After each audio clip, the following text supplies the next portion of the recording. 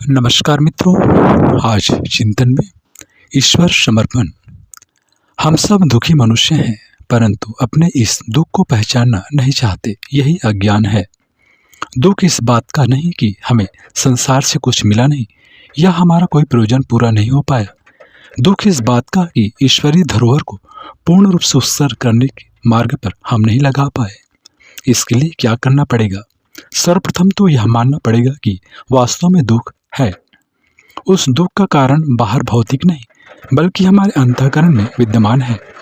उसे जिसने सुलझा लिया वह कभी भी स्वयं को बाह्य घटनाओं के परवश नहीं स्वीकारता है।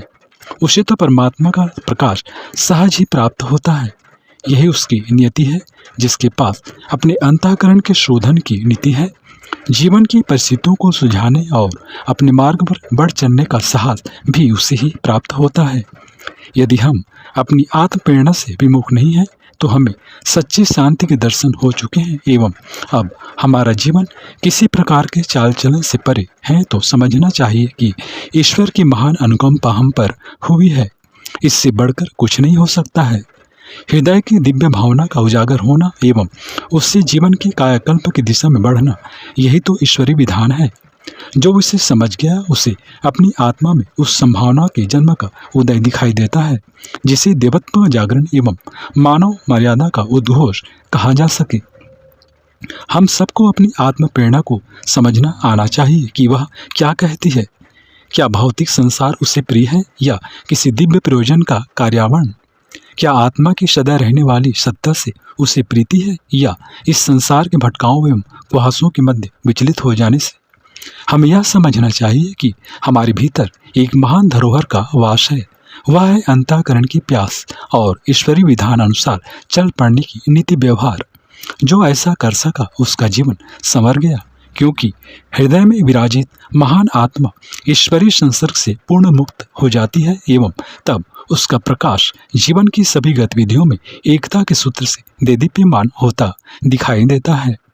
अपने अंतःकरण की शुभ संभावना को प्राप्त करना ही हमारा प्रथम कर्तव्य है। उसके बाद तो मनुष्य को मात्र अपने आत्मारोहण के पथ पर चलना होता है। उसे किसी दूरस्थ केंद्र से स्वतः ही प्रेरणा प्रोत्साहन मिलने लगते हैं। हृदय के सभी विषय विकार जलकर भस्म हो जाते हैं एवं तब वह साधारण नहीं, असाधारण प्रतिभा का धनी कहलाता है। इसके लिए पूर्ण रूप से जागृत होना सीखिए। यह देखिए कि ऐसी कौन सी बातें हैं जिन्होंने हमें जकड़ रखा है। हम कहाँ जाएं जो आवश्यक समाधान प्राप्त कर सकें? हमें तो एकमात्र ईश्वर चाहिए, जो कि प्रत्येक हृदय के भीतर बैठा महान उत्कर्ष का प्रार्थी है। जब तक हमारा अंतःकरण इस सत्य को नहीं स्वीकारता कि हमारा जन्म एक दिव्य प्रयोजन के लिए हुआ है, तब तक आंतरिक व्याकुलता हमें क्षुब्ध करती रहती है।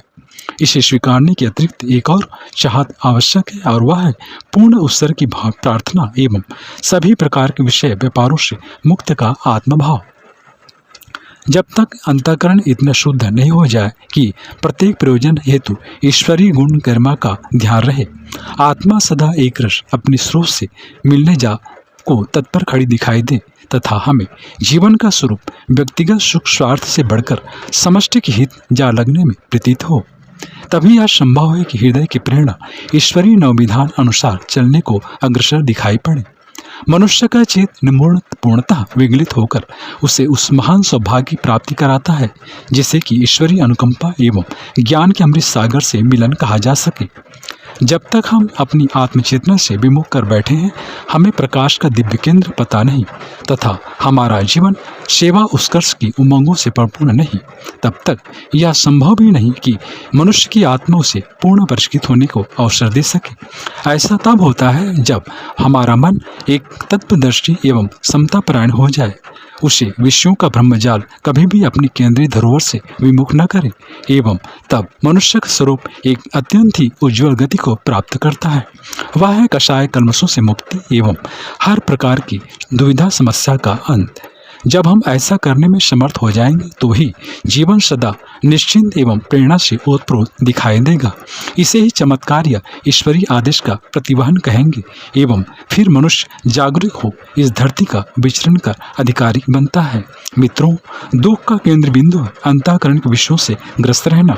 जब यह उभर जाए तो समझना चाहिए कि हमने ईश्वरीय प्रकाश के साहचर्य में रहना सीख लिया है। उसे ही ईश्वर समर्पण का पर्याय कहेंगे।